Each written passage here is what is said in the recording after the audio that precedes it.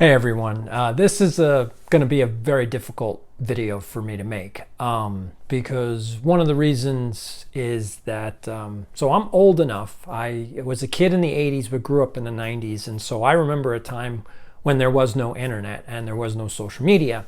And because of that, I'm not used to living my life online. Like, I'm used to living my life in real life, and then online is different. Whereas kids today, they don't know the difference between reality and social media. It's all the same. And so revealing who you are on YouTube isn't that big a deal to them. To me, it's a huge deal. But as you saw the title and the thumbnail, that this is sort of what's been going on, is that Geoff Wilson kind of stole my thunder. And I was building my channel and I was getting a lot of momentum and I was getting different news sources. Again, I'm a former journalist, so getting back into being a reporter was actually kind of fun, and reporting on stories that matter to the hobby as well as potentially sports stories. And I have a couple athletes lined up to possibly do an interview with. The problem is that I got my legs cut out from under me because of what Geoff Wilson did, and it's affected me more than I want to admit, and that's the hard part. I'm not going to say anything other than, because I know a lot of people will be like, well, the hobby's toxic. It's like, no, the hobby's not toxic. The hobby is just like regular life. Life is toxic. And part of the reason happens to be because we don't learn how to behave properly in school. It's actually the thing that I'm working on right now, which is the second book that I'm writing, called Disrupting Education: How to Prevent the Next School Shooter from Happening. And it's been very difficult to write the book because I keep running into the same issue, that people just don't understand how bad our education really is, like how messed up it makes us as human beings. And everything you're seeing, whether it's on social media or in real life, like all the division, all the anger, all the protests, all the nonsense, and it's all nonsense because anything you believe is a complete lie. I know that's hard to but they're right. No one's right. Like, I don't know how else to tell you that everyone is wrong. Whenever I come to a conclusion, I have to actually second guess my conclusions at this point, because I don't trust any piece of information. And so when we look at the hobby, this is what kind of frustrates me a little bit about YouTube and Sportscard hobby, sports in general. We see all these athletes are getting taken down. Every single major league franchise. So we've got the NBA embroiled in a gambling scandal. You've got the NFL now embroiled in a gambling scandal. Like, MLB is next. Well, actually, we already saw a pitcher who was throwing games on pitches. So Major League Baseball, the NBA, and the NFL are all involved in gambling fraud. So if you think you can trust anyone, the answer is you can't. And so that's difficult for a person like me, because I'm an honest person. And maybe if you're an honest person, that's why you connect with my channel. You're like, wait a minute, this guy is just honest. Even when I'm saying something that's based on total lies, you can tell that I was duped just as much as you were duped. I bought into the hype. It's easy to buy into the hype of Fanatics and Michael Rubin and all the marketing techniques and all that. But what I've actually found now, because I'm trying to use what I have, so this is the strategy that I have right now, is I'm trying to sell off stuff. Right? So that's the goal. I had 8 million cards by the time I was 18 years old. That's just too much. That's a hoard. I'm the son of a hoarder. I am not, I don't want to be a hoarder, so I am trying to get rid of stuff. That's the goal. Just pare it down. Get it to a manageable level where I can I can appreciate what I have. And the issue is that it's hard to sell stuff. Even at discounted rates, it's hard to sell stuff. And nobody likes to talk about that online. They just don't, because I guess it's a gambling addict's mentality. Like, a lot of you may have a gambling addict mentality without even knowing it. Because if you don't talk about the hard stuff, like the struggle in the hobby, then you actually are talking like a gambler. Gamblers only talk about their wins. They only talk about their wins. They never talk about the losses, even though their losses far outpace their wins. If you know a gambler, they will go to the casino every single month. I have a friend that is a total gambler. He goes to Las Vegas at least 6-7 times a year, at least. And he spends God knows how much money. I have no idea how much actual cash, because I only know his points turnover. But he had, in 1 year, he had 1 million points. Do you know how much gambling you have to do to get to 1 million?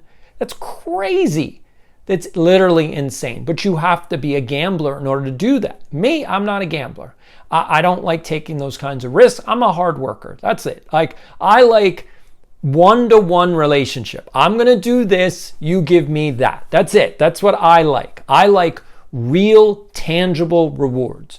Maybe you're the same way. If you're that type of a person, again, that's probably why you connect with this channel. You like reality. You like one-to-one relationships. I'm going to do a bunch of work. You're going to give me a paycheck. I'm going to buy this card because I believe it's worth this amount of money. Therefore, if it does go down or up, there's nothing I can do about that. That's the market. But I bought it at the right price when I bought it. Now, all of us got sucked in during the pandemic to higher prices. Every single one of us. There's no one that's watching this video right now that did not get sucked in. We all did. And there's nothing wrong with admitting that you get sucked in. I overpaid for cards. Absolutely. Mostly hockey cards, because again, the hockey market is not that hot. It's just not. And I'm at this point, I recognize the hockey market is it's baseball, I would say, then football, then basketball, and then maybe F1, and then hockey. Hockey's at the bottom of this hobby. And I get that. But I also get that you can't overpay for hockey cards, because you're never going to be able to sell them for that amount. It's just never going to happen. So if you're going to overpay, you have to overpay because you really just want the card, and you have no interest in selling it ever again. So the strategy is, how do I take the stuff that I have and trade it for stuff that I want, hopefully consolidating at that level. And one of the cards that I'm trading, again, this is sort of the issue that's coming up, is so I'm trying to trade this card. Now, this is obviously, you can see the autograph. So it is a PSA authenticated. Thankfully, it got through. It is real. I got it signed by Mickey Mantle. But this is the 63. Now, there were 2 major sales within the last 4 months. And again, all Mickey Mantle autos are now on trend. This is a hot item going into 2026. So I want to make that clear, that Mickey Mantle autos are now hot again. So that's the trend at this point. And because of that, there are 2 sales of Mickey Mantle autos, 63, specifically that card, and a similar card. I think it was a 61 or a 62. Anyway, they went for $6,300 cash and $6,500 cash, which means that if I want to sell this cash, that's what I should relatively expect. Somewhere in the low sixes, $6,000. That's what I should expect. So when you're doing your comps as to where is your card, okay, so that's how you get the cash value. So what is it worth? Well, based on cash value. And what we all know, everybody wants to pay about 85% of comps. So then you do the math. So what's 85% of comps at low sixes? And that's how you get to around $7,000. That's it. I just do simple math, because if I'm going to trade the card, I want to get the max value, because you're not trading me, you're not giving me cash, you're giving me another card, and you didn't pay as much for that card as it's worth now. So we get to get the I guess the appreciation into the trade. And that's why you trade for higher values than you would for cash. Cash is king, so you give discounts on cash. Okay, so that's how that works. So I have this up for around $7,000. And what's happening is that a lot of people, I'm getting a ton of offers, but a lot of people are giving me lowball trade offers. Like, I had somebody try to give me a trade offer of around $3,000. Again, not interested. It's too low. And I'm being polite. I'm saying, like, no, thank you. I'm not interested. But then I had someone who continues to message me, which, again, I appreciate. They're not being rude about it, but they're just not understanding the value. Now, I get that they don't want the value to be what it is. I get that. Like, they don't want to pay low sixes for that card.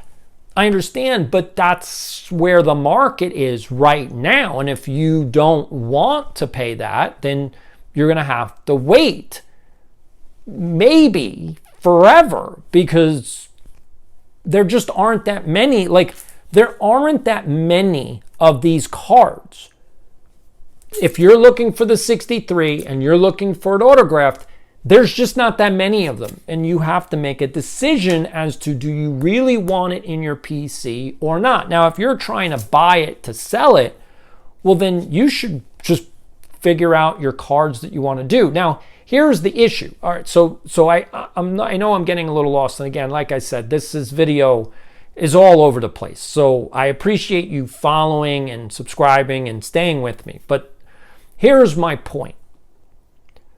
What I'm noticing on Veriswap, because that's where I'm at, is that there's a lot of junk cards. And I know that they're not junk the same way that junk wax was junk, because they're worth thousands of dollars. I see all of these cards. We're talking anywhere from 2021 to 2025, cards that are worth thousands and thousands of dollars. And I'm trading this card, and this is a Mickey Mantle auto that's worth around $7,000. How in the heck is any LeBron James card from 2023 worth more than this? And that's what you are not thinking about. How is that possible? This is the hobby GOAT. Hands down. No one is arguing. Mickey Mantle is the most popular, the most sought after, the most valuable player ever in the hobby. So how are these modern cards worth more than this? Can you explain it? And this is the issue that I'm now starting to see, because the marketing hype is gone. Like, it's gone from my brain. I am no longer under the spell and the brainwashing of Fanatics and Panini and it's all gone. I'm looking at the cards now objectively, which may be the issue for me, but it may be something that you want to do, is start looking at the cards objectively. There is value, but how much value? So we look at all these downtowns. Again, that's the downtowns and uptowns. The uptowns are the new one. And again, they're valued at thousands of dollars. I mean, in some cases, again, worth more than this. You have to be insane. Like, you have to be insane. The only player literally the only player that I could justify that the hype machine has taken those cards to the moon is Shohei Ohtani. If you had a Shohei Ohtani PSA 10 downtown, okay, I can legitimately understand the hype and go, well, yeah, I mean, it's Shohei. He's the greatest ball player.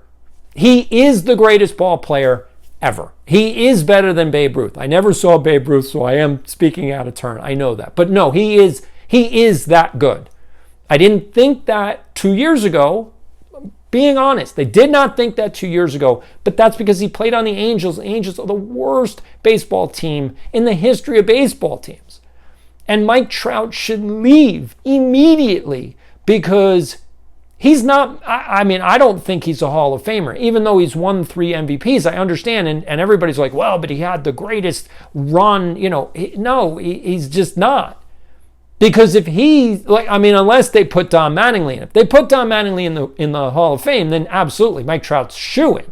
Absolutely. And I know that Mike Trout will get voted in, but shouldn't he have a championship? Shouldn't he get to the playoffs? Shouldn't he play in a World Series? Shouldn't that be the thing if he's the greatest player ever?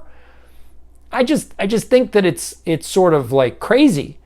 But now that Shohei has won back-to-back World Series, and in this playoff run in World Series, I mean, he was out of this world. I mean,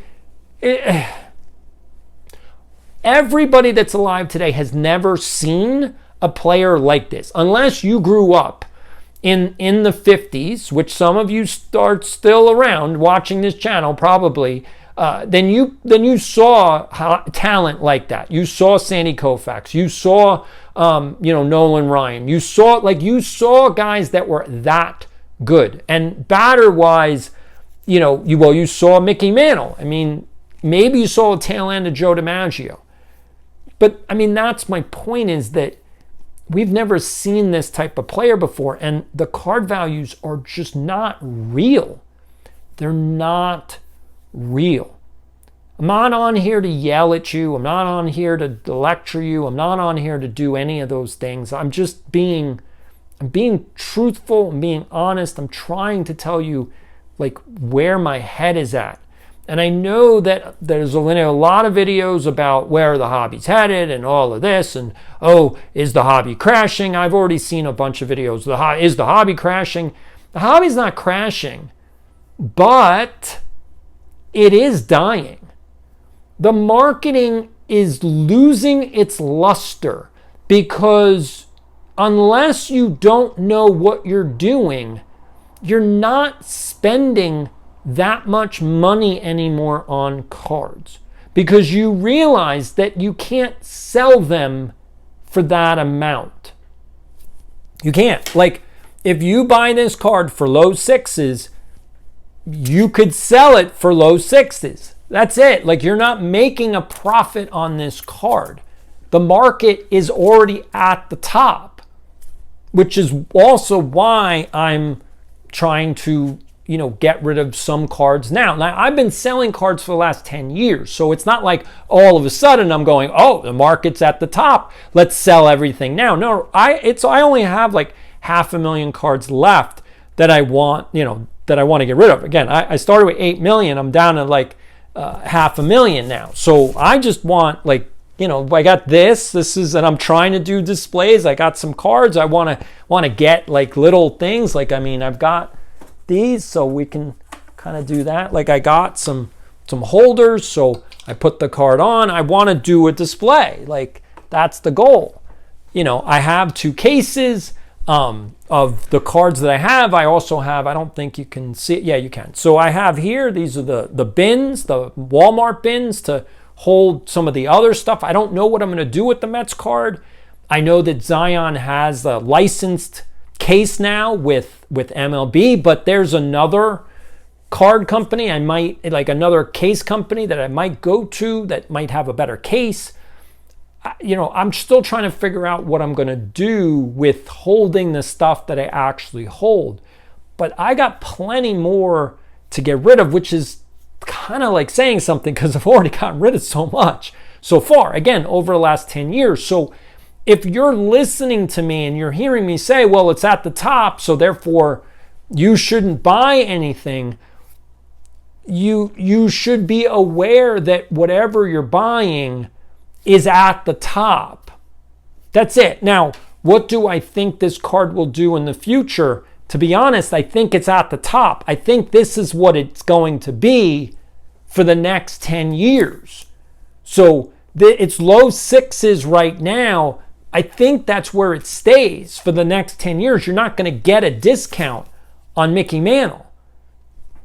Like, do I think it's going to go up? No, I don't. I think this is it. I think it's reached its peak. It's Mickey Mantle, which means it just doesn't have that much to go. Like, it won't go down. It just won't go down. Like, maybe 6,000 would be the low on this. The high would be high sixes. The low is going to be 6,000. That's where this card is for the next decade. So you have to make that decision as to, like, is now the time to buy it? And if you're in a good financial situation, absolutely, now's the time to buy it. But you should know that you're not going to make a profit on that card. And that's the issue with your downtowns and uptowns. You're not going to make a profit on those cards. Everything's at the top. Therefore, everything only has downside. If you do a, cost risk analysis, benefit cost, risk benefit analysis, like, everything is at the top. Therefore, everything only has to the downside. So if you're buying stuff now, you have to be really careful, because everything has risk to the downside. Everything. And that's the key. So thankfully, the stuff that I'm selling, it's not too expensive. Like, just not selling stuff that's too expensive. Like, you all know about the Joe DiMaggio card. Okay, so this is worth around $2,000. That's trade value. So trade value's there, 85% of comps. Now you got what the cash value is. That's what it's worth. What's it going to be worth in the future? I mean, I could see Joe DiMaggio having a little bump because he's not hot. I mean, he's getting hot now. So I could see a little bump with him, but not significant. Maybe an additional $500-$600. That's it. Not a lot of room to the upside. You already got the height. You already got the peak. And so that's the issue that I'm seeing, is there's just a lot of junk. There's just a lot of junk. I want to do a video. So this is a preview, I guess, and then this is the issue. So when Geoff Wilson kind of cut the legs out from under me, I was in the middle of producing a video. Basically, the title was the 5 best looking cards in the hobby. And then I had to change it to the 5 best looking baseball cards, because I just couldn't research all the cards. There's 1 trillion cards, and most of them are modern. Like, starting from basically 85 on, there's just over, 500 million cards. It's crazy. It's crazy. Every single year, they're printing 100 million cards. Every year. Remember, that's all of Fanatics cards. So just the base cards of Fanatics. And I have the Topps Chrome here, because I have to go to the store to do a trade-in. So that's my Aaron Judge Topps Chrome. All right. So that's, I think it's just $20. I think that's base. There's a few million of them. That's just of Aaron Judge. And so multiply that by all the cards in the set, which is what, like 500 count set, like 500 cards in the set. So that's 1 million times 500 right there. That's just in Chrome. Like, there are so many cards. There's so many cards. And Fanatics is printing like you wouldn't believe. And now they just got basketball, and they are blowing it out. They are literally having a new set come out like every single month. It's just too much. We have lost sight of the hobby. And if you're putting money into this, Just be aware that you are not going to get your money back. You are not, that money's gone. I hope people understand that, which is why I've switched to this trading strategy, because I don't think you can sell cards straight anymore, even at a discount. If I tried to sell this for $6,000, I don't even think I could find a buyer, even though that's what it's worth. I don't even think I could find a buyer at $6,000. That's the issue. And that's a problem if Mickey Mantle doesn't sell. That's what I hope people understand, is if Mickey Mantle can't sell, then we have a problem. We have a problem. I don't know what to do about it. I don't know if you know what to do about it. I don't know. If you're here, I appreciate it. But this is why I didn't do a video for the last couple of days. The last video was not very good. I mean, obviously, the views, I got like 100 views on it. When my viral video, I now have almost 12,000 views on the 5 cards you buy and never sell. If you haven't seen that one, you have to watch it. It is one of my best videos ever. So, clearly that's why it's going viral. Again, it's only been out for almost a month, and it's already at like 12,000 views. It's crazy for my channel. Again, 3,000 subscribers. So it's 4x my subscribers. But there's a reason why people are watching it, because when you think about all the cards that you have, and then you have to pare it down to 5, that's when people start to have a problem. Because they're like, I can't just pick 5. And it's like, yeah, you have to. That's the exercise. You have to pick your 5 best cards that you would never, ever sell. In fact, that's the cards you're gonna have in your coffin with you. And people are freaking out. Like, they're getting mad. They're like, no, you can't force me to pick 5 cards. I want more. And I'm like, no, that's not the rules. The rules is the 5 cards that you buy and never sell. That's the rule. And you have to follow the rules. And a lot of people are getting really upset, which I kind of like. I'm just going to say, and I'm trying to lean into that and try to come up with new videos that kind of do the same thing, make you mad at the rules. But so far, I haven't come up with anything. Anyway, if you have any suggestions, put it in the comments below. I want to thank you for sticking with me. I know this wasn't a very entertaining video, but anyway, this is Doc saying, I'll see you next time.